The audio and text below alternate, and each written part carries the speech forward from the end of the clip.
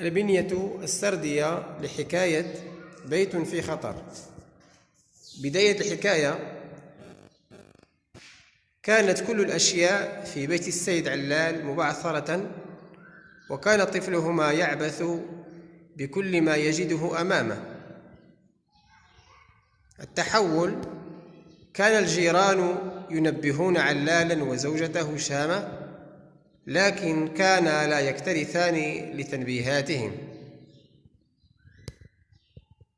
المشكل: شبت النار في البيت بسبب ولاعة وجدها الطفل قبالته.